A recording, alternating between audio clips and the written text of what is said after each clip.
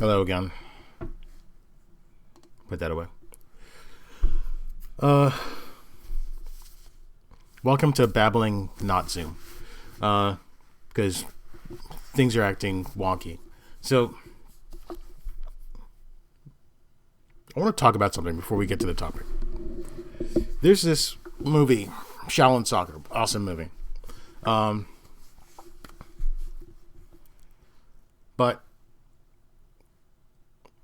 there's this one. There's this two scenes. There's the sweet bun scene, right, where the pseudo friend love interest is creating sweet buns, and you get to see her process. This beautiful process where she uses kung fu, Shaolin kung fu, to create her buns. The perfect balance of sweetness and bun.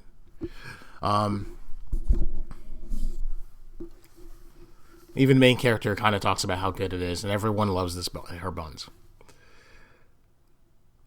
After a certain incident, an interaction with the lead character, that lead character comes back, notices everything's off.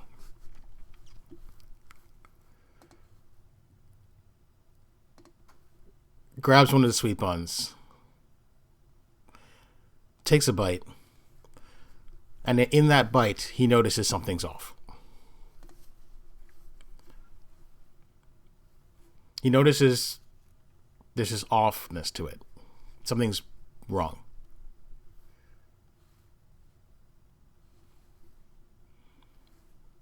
And when you cut back to her making the sweet buns, you notice that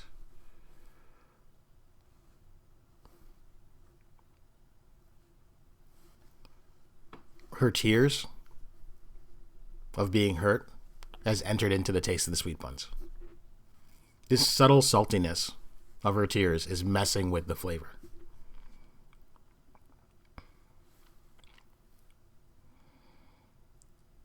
She doesn't have the passion anymore to make it.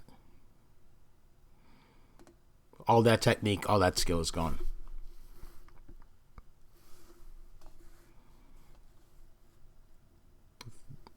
This, in a way, is a perfect way of summing up Black Panther: Wakanda Forever. The director, Coogler,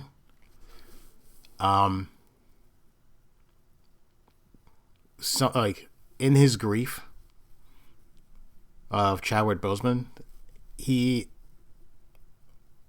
essentially kind of just made a basic Marvel movie. The passion is gone. The world building is gone. There was something missing.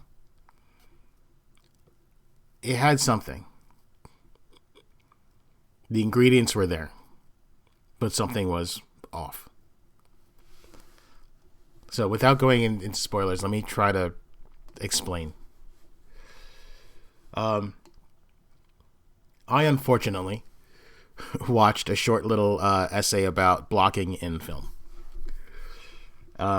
before I went to see Black Panther. And because of that, that kind of messed with my way of paying attention in the movie. No, I always do that anyway. I always kind of like watch a lot of film and just understand stuff and try to dissect what I'm looking at. But what it did was help me notice the subtle flaws. So,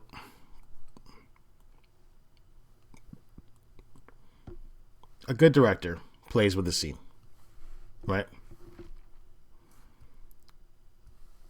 I'm not saying that Ryan's a bad director. Ryan Coogler is a good director. Like, I'm not saying that he's bad or anything. What I'm saying is, the first Black Panther movie understood blocking and stuff and placed characters in certain ways. So,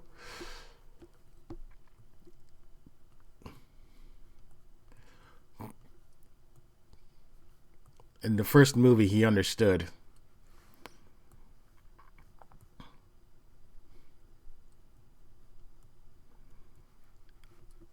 that the scene is a good blending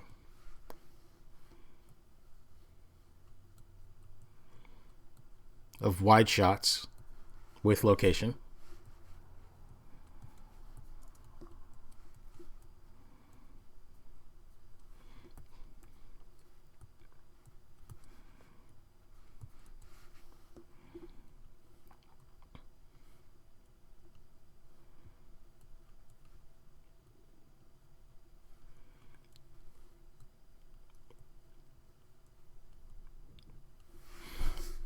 And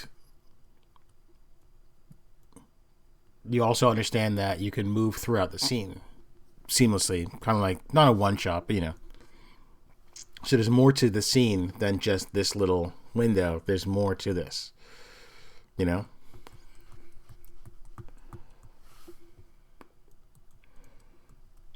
And you could play with the camera and show all that.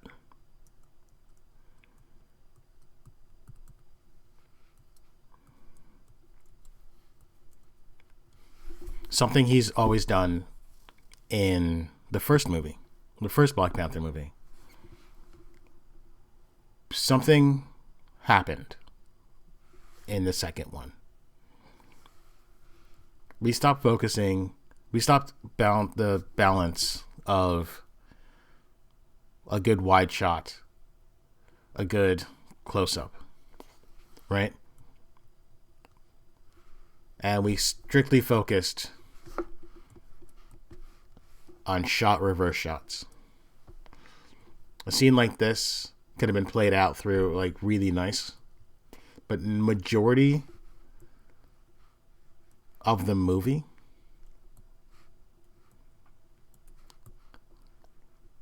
and character interaction is essentially this.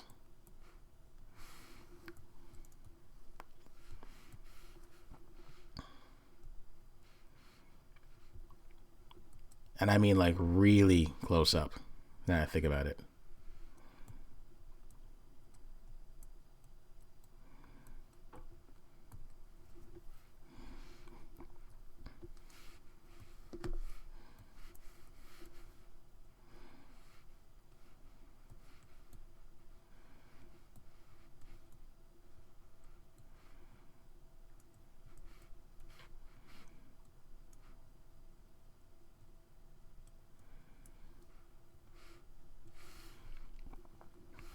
This is essentially most of the dialogue. One person talks, cut to another person talking, cut to another person talking, cut to that, boop, boop, back, boop, boop, boop, back and forth. I don't know what those beep, boop, boops were. But it's rare that you'll have a chance to get to this point. It's rare that you'll have a chance to just sit in a scene and let the actors talk and act and move through the scene. Essentially, I've seen this work. I've seen this happen way too many times. I've seen shows where they focus too much on close-ups and they don't actually allow the characters to move around. The majority of the Wakanda movies, the majority of this movie, of this Black Panther 2 movie, are characters standing on their target with no ability to move around, talking to each other with shot reverse shot. The only time I've seen this, and the only time I accept it,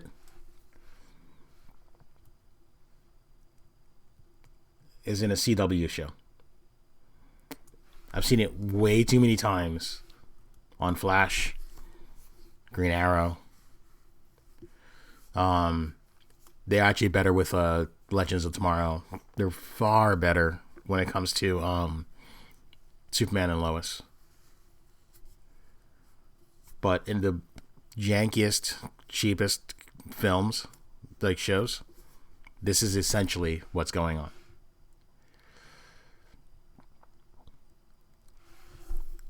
So something went off with the directing.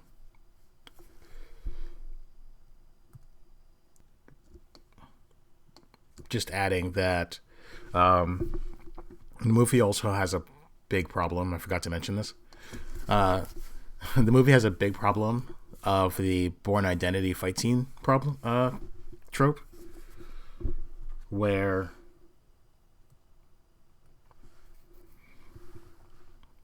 the movie just quick cuts to really big close-ups.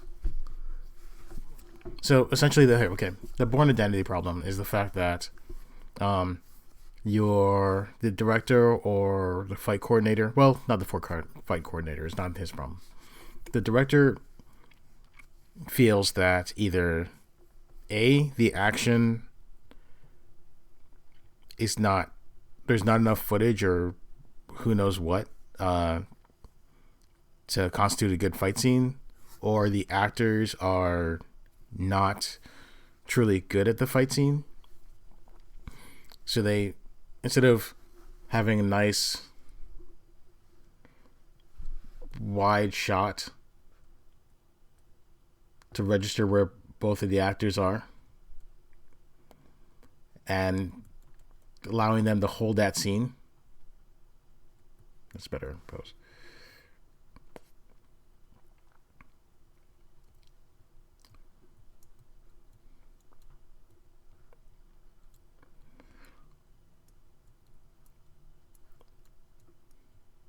Like a good shot, a good fight scene, just like the dialogue, holds that scene, right? It just holds the shot and says, all right, fine. Again, you could tell that I'm not a movie director. I'm saying all the wrong terms. But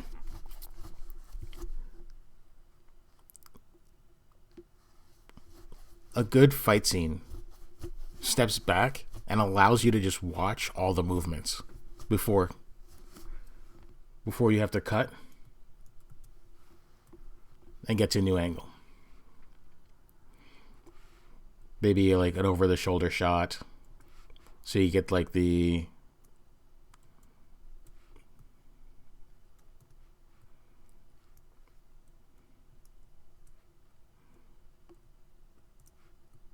a good shot of the actor itself, or the actor or actresses, right?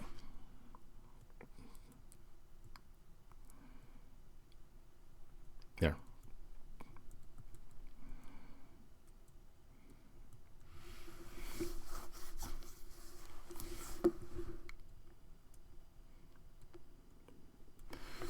It's a good balance. It should be a good balance of hold a shot for a few punches, kicks, whatever, see the actual action, then do a close-up, right? The Bourne problem is that you have a situation where you don't allow, let me go through here, you don't allow the follow-through of an action before you cut to something else. A good fight scene allows you to see this follow-through.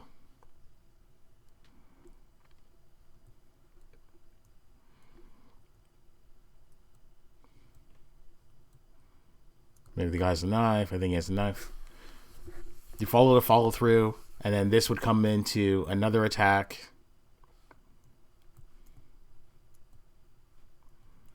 Where you might cut through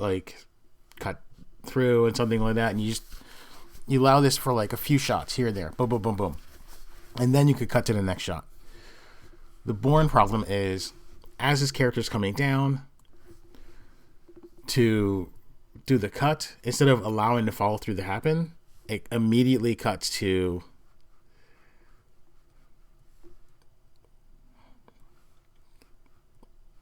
maybe like the follow through over here and Bourne moving over here. So you're in mid-action, disorientating the viewer, right?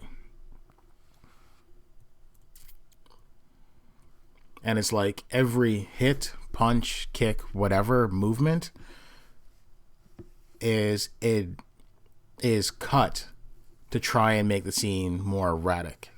And it's like constantly like boom, boom, boom, boom, boom, to the point where like you can't register where any arm movement or kick move or movements are going on. That's Black Panther. Sadly, that's exactly what's going on with Wakanda Forever. So you have wooden interaction with characters that doesn't feel like it's flowing through the scene. You have fight scenes where it's all quick cuts, no long takes. You also have the annoying shaky cam situation where not even shaky cam. There's no steady cam. That's what I'm trying to say. There's no steady cam. So when the camera is moving and following a character through a scene,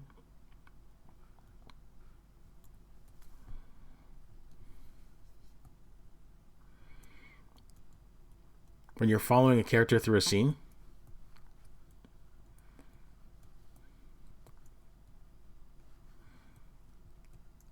you can see the bounce of the camera constantly. It's not smooth. It's not steady. For some reason, it's just constantly shaking.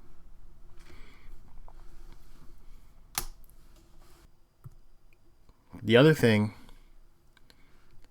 is that we don't get enough time to understand that balance. This is a story of two different worlds. And in doing so, we should learn about the other world. We know about Wakanda. We've seen it in the last movie. But we never get a chance to truly understand Namor and his world. We understand the dynamic of Wakanda right now because we have the leader, the advisor, the general, the spy, the kind of friend, general, brute, comedian, something like that. But we never get that with Namor and his world. This is a perfect poster to explain the problems with it. Right? We have a good pairing of the main characters, but we don't have... We're not given anything else. We're given two characters, but in a way, we don't really know their role. It's not really given to us in the story, you know?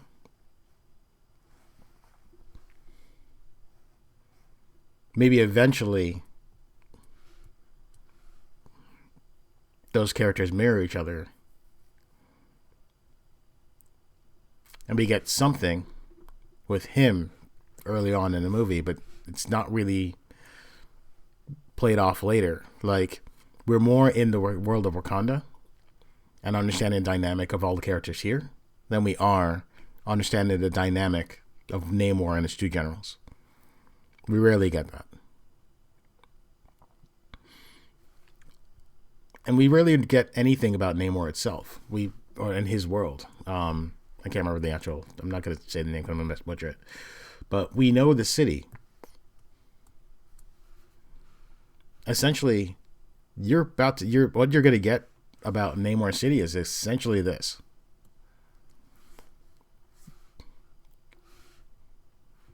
Muddy visuals. Caked in blue. And bubbles. And hints of a building, hints of a world, hints of people. Visually, it's impossible to read. And sadly enough, I know they were trying their hardest to stay away from Aquaman, but Aquaman did it better. I wanted to like Namor. I don't know enough about him now to care. And I think that's what hurts the movie. There was such a heavy focus on grief and explaining this explaining what's going to happen after grief. This is, I understand, phase 4 is grief. Every movie and show is about the loss of what they've, just loss of everyone, right? And this movie has the right to grieve. But it also needs to balance that grief with the future. And I think it kind of messed up a bit. So let's go back to the bun.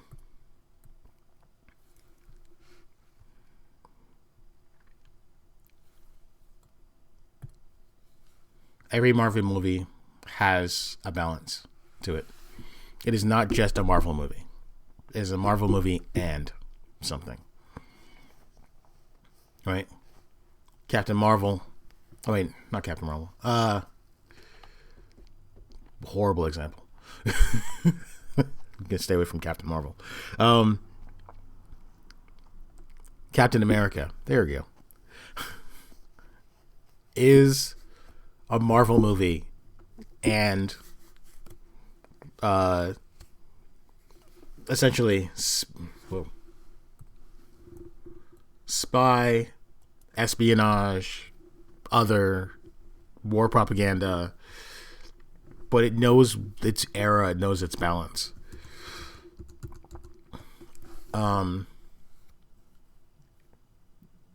Werewolf by Night is Marvel. Perfect example, by the way. Werewolf by Night is Marvel and horror. Horror. I spelled that wrong, didn't I? Yeah, horror.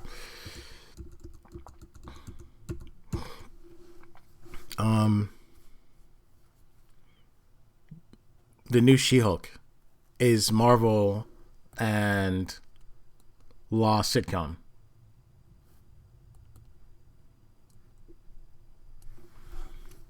It understands what it is and it plays to it.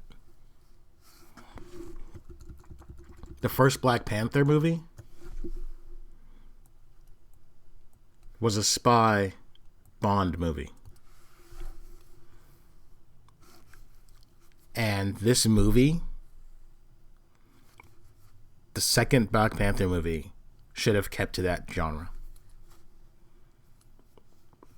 It was so powerful in the first movie, it needed to continue that in the second movie. This could have easily been another Bond Marvel film with Wakanda and Namor. Blanking on the city. But the reality is,